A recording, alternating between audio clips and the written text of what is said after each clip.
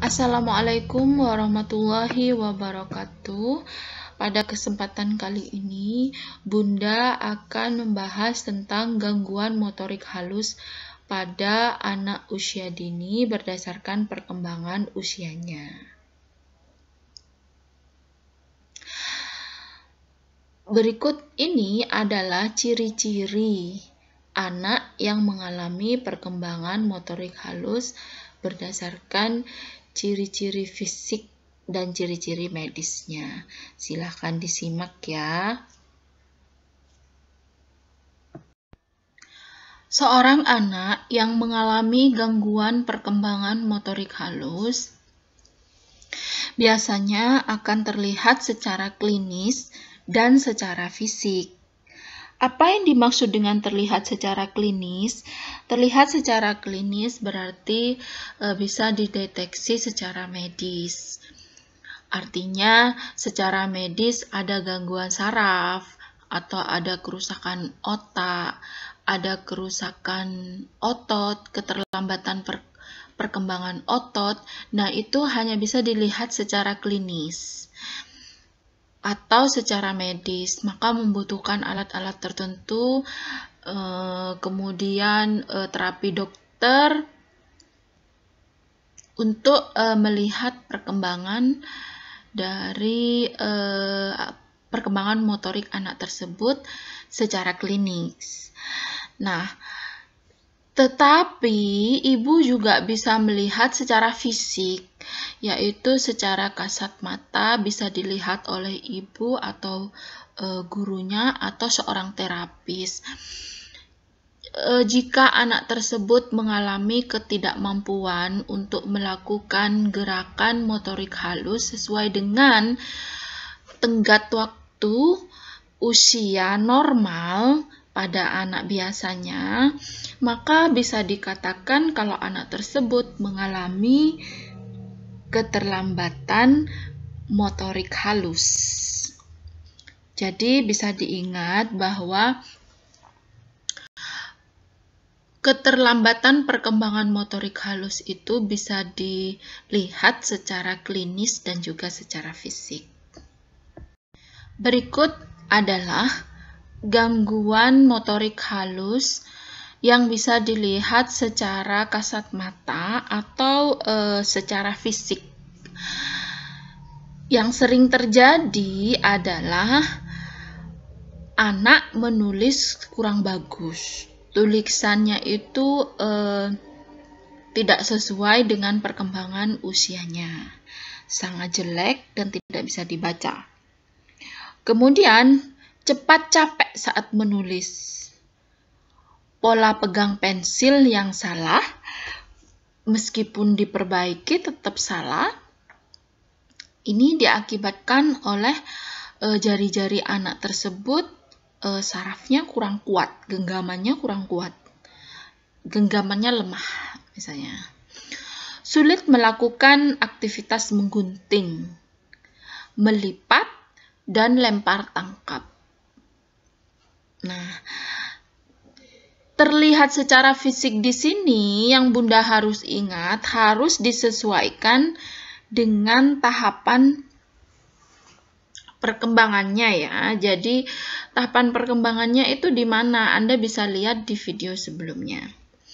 Bisa juga anak tersebut mengalami kesulitan makan, menggunakan sendok, dan garpu, sering jatuh saat memegang benda, dan ketika menyuap makanan ke dalam mulut itu sering meleset dan lebih belepotan daripada anak seusianya misalnya.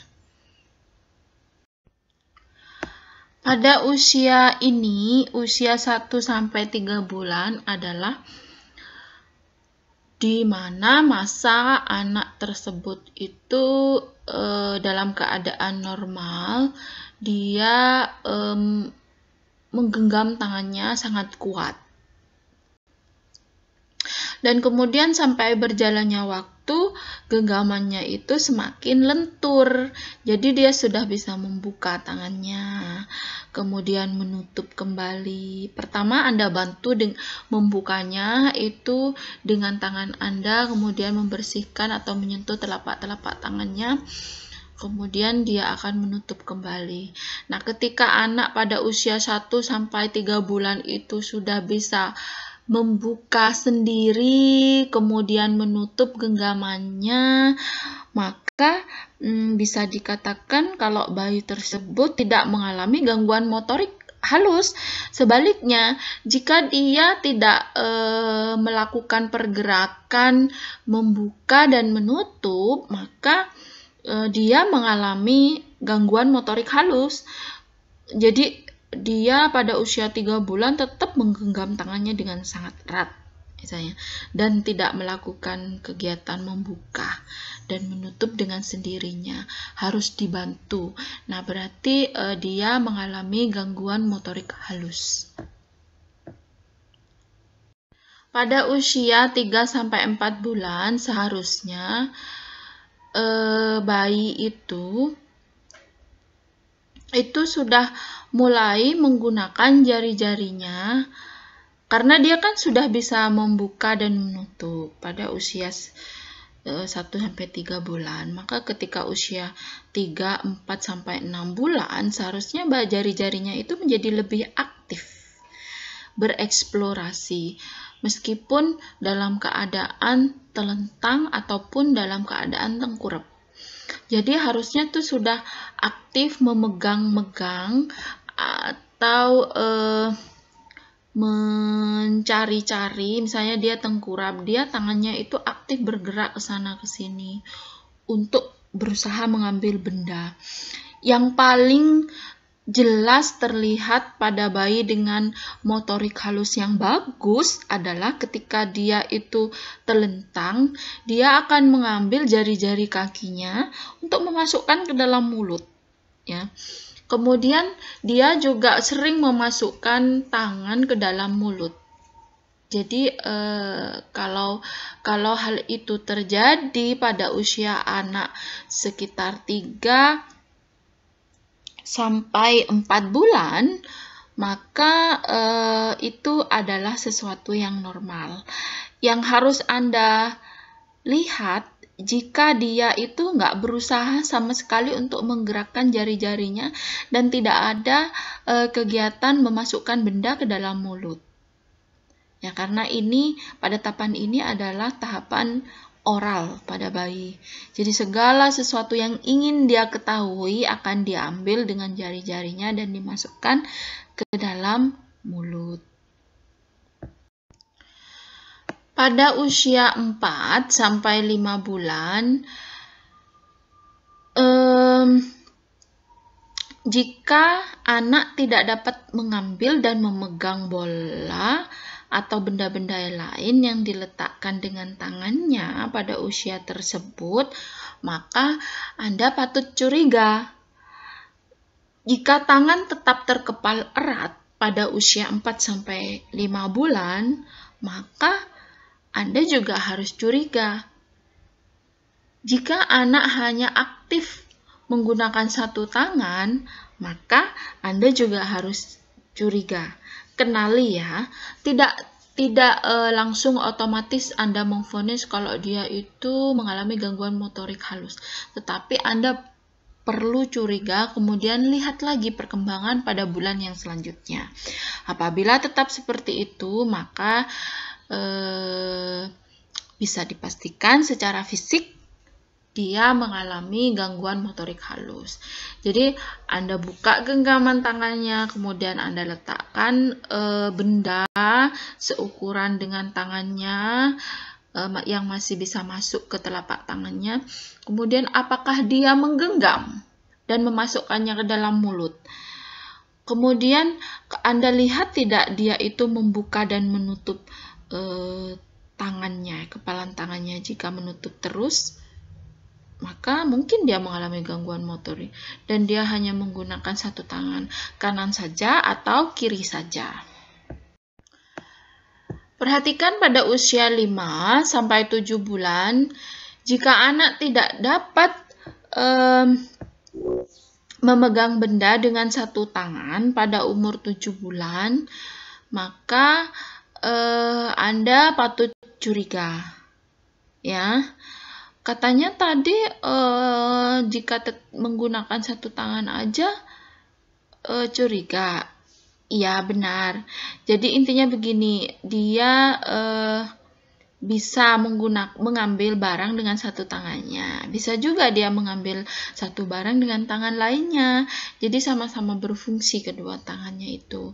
Kemudian, apabila dia tidak dapat memindahkan benda kecil ke dalam gelas pada usia 6-7 bulan, jadi Anda patut curiga juga. Usahakanlah untuk memberikan stimulasi sebaik mungkin. Nah, bagaimana stimulasi pada anak usia ini? Seperti yang Bunda jelaskan pada video sebelumnya ya. Pada usia 6 sampai 7 bulan pada kondisi yang normal, bayi yang berumur 7 hingga 9 bulan sudah dapat memegang benda dan juga memindahkan benda tersebut, sehingga Anda dapat terus melatihnya dengan menggunakan memberikan finger food. Artinya Anda sudah mulai mengajarinya untuk memakan benda-benda yang sesuai dengan usianya. Jadi dia bisa mengambilnya dengan menggunakan tangan dan memasukkannya ke dalam mulut untuk memakannya. Pada saat ini Anda dapat mendeteksi kelainan apa yang dialami oleh anak tersebut. Misalnya, dia sering menggunakan tangan kiri dibandingkan tangan kanannya, atau hanya menggunakan salah satu bagian tangannya saja untuk bermain. Hanya berusaha untuk menggapai benda dengan satu tangan. Jadi yang digunakan hanya satu tangan saja. Atau sama sekali tidak berusaha untuk menggapai benda tersebut. Jadi dia mengalami kesulitan untuk memasukkan benda ke dalam mulutnya. Ya harusnya ini dia anak usia ini sudah bisa ngemil sendiri ya, karena kan usia 7 bulan itu sudah waktunya dia itu duduk makan. Jadi ketika dia duduk makan, Anda harus mengajarinya untuk memakan benda-benda yang lunak seperti potongan-potongan wortel, apel. Bisa tidak dia mengambil dengan jari-jarinya kemudian memakannya? Ajari dia dengan menggunakan tangan kanan. Apabila dia sering menggunakan tangan kiri, berarti anak itu kidal. Apakah kidal termasuk gangguan motorik halus? Kalau sebenarnya tidak. Kidal itu hanya merupakan bagian dari fenomena lain dari kecenderungan anak menggunakan otak kanan. Namun yang harus Anda perhatikan apabila dia tidak bisa disuruh mengganti tangannya, dia pakai kiri terus, maka kalau kita menyuruhnya untuk mengganti pakai tangan kanan, dia nggak bisa. Nah, ketika tidak bisa tersebut, maka dia dipastikan mengalami gangguan motorik halus. Ya, jadi tolong diperhatikan ya Bunda. Ketika pada usia ini anak harus bisa makan sendiri, baik dengan tangan kanan ataupun dengan tangan kiri. Ya, tapi lebih baik kita menggunakan tangan kanan. Ya. Ketika usia 10-11 bulan atau menjelang 1 tahun, perhatikan jika anak itu tidak dapat menyumput. Menyumput itu namanya mengambil dengan menggunakan jari, bisa jari, terutama jari jempol dengan jari telunjuk, ya, menjepit, menjemput, mencubit, memilih benda-benda kecil pada usia ini, maka secara fisik bisa dipastikan dia mengalami gangguan motorik halus. Perhatikan ya Bunda.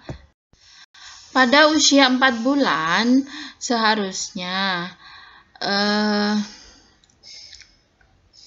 dia sudah tidak pada masa oral, ya, karena kan sudah 1 tahun lebih.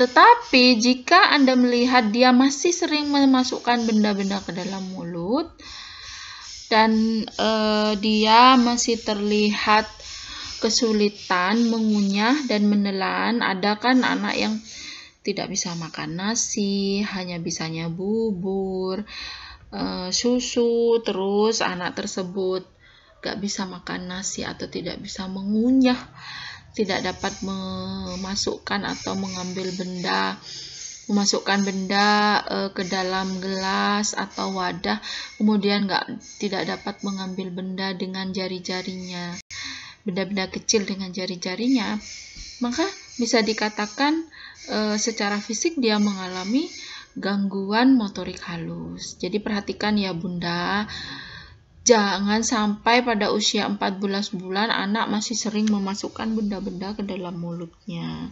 Maksudnya benda-benda yang tidak bisa dimakan ya, beda dengan makanan. Kemudian tidak dapat makan sendiri. Tidak dapat makan sendiri artinya tidak dapat mengunyah dan menelan. Tidak dapat memasukkan makanan ke dalam mulutnya sendiri. Tidak dapat mengunyah juga. Kemudian tidak bisa memasukkan benda ke dalam wadah seperti gelas, ember, dan sebagainya. Sering meleset.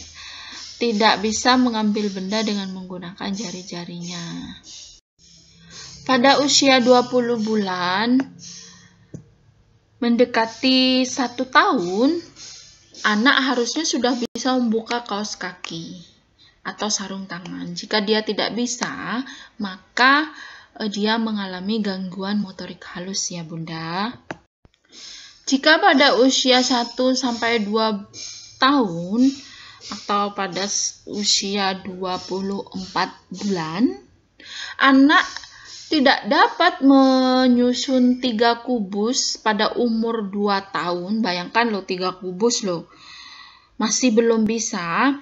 Kemudian dia tetap sering memasukkan benda-benda kecuali makanan ya. Benda-benda ke dalam mulutnya kecuali makanan. Dan disertai dengan sekresi air liur sampai usia 2 tahun, maka bisa dipastikan dia mengalami gangguan motorik halus. Sekresi air liur maksudnya dia ngiler terus gitu. Jadi perhatikan, anak yang sering ngiler di usia 2 tahun berarti dia mengalami gangguan motorik halus. Tidak dapat menyusun 5 balok di akhir usia 2 tahun. Ya. Jadi di awal usia 2 tahun dia tidak bisa menyusun 3 kubus, di akhir usia 2 tahun dia tidak bisa menyusun 5 balok. Ya. Kenapa Bu? Kalau anak yang mengalami sekresi air liur berlebih bisa disebut anak yang mengalami gangguan motorik halus? Karena itu berarti kerongkongannya belum fleksibel, jadi belum bisa menelan dengan baik. Jadi keluarlah terus air liurnya itu. Pada usia 3 tahun, anak belum bisa membuat garis yang membentuk benda tertentu seperti kotak, segitiga, garis lurus seperti rel kereta api dan sebagainya. Kemudian anak belum bisa menggenggam pensil atau krayon dengan baik.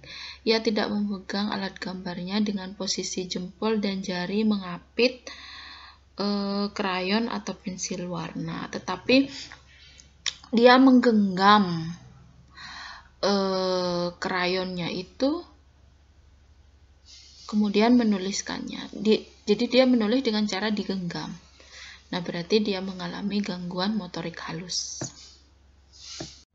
Pada usia 4 tahun, lihat Bunda, apakah anak Anda tidak bisa menggunakan gunting dengan baik? Tidak bisa menggambar lingkaran atau segi 4, tidak bisa menggambar orang secara lengkap dengan 2 hingga anggota tubuhnya, 2 sampai 4 anggota tubuhnya, serta tidak bisa menulis beberapa huruf kapital.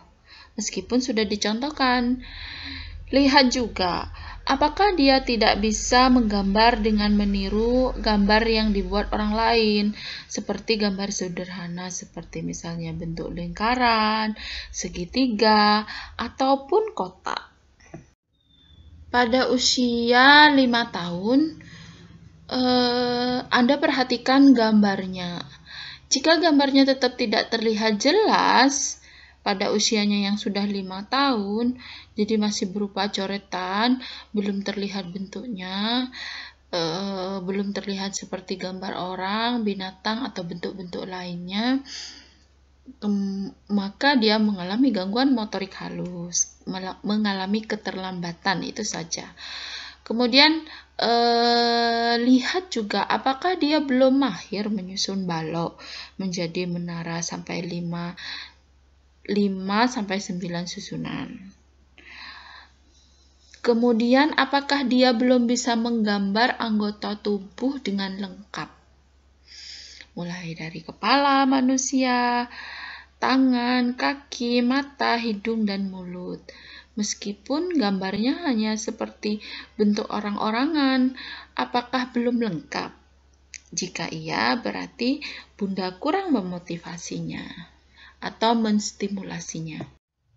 Perhatikan, apakah si kecil ketika berusia 6 tahun belum aktif bergerak di berbagai kegiatan di sekolahnya, tidak antusias untuk mengeksplorasi dan mencoba aktivitas olahraga baru di sekolahnya.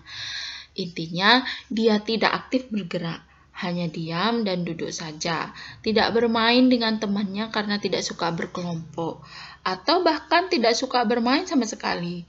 Jadi dia menunjukkan tanda-tanda perkembangan keterampilan yang lebih lambat daripada anak usianya, baik pada saat bermain, berolahraga, ataupun kegiatan berkelompok yang diadakan di sekolahnya. Demikian anak-anak, video Bunda kali ini tentang perkembangan motorik halus pada anak usia dini, menyangkut ciri-ciri anak yang mengalami keterlambatan perkembangan motorik halus berkenaan dengan tahapan usianya. Terima kasih, selamat belajar, tetap belajar di masa pandemi ya. Wassalamualaikum warahmatullahi wabarakatuh.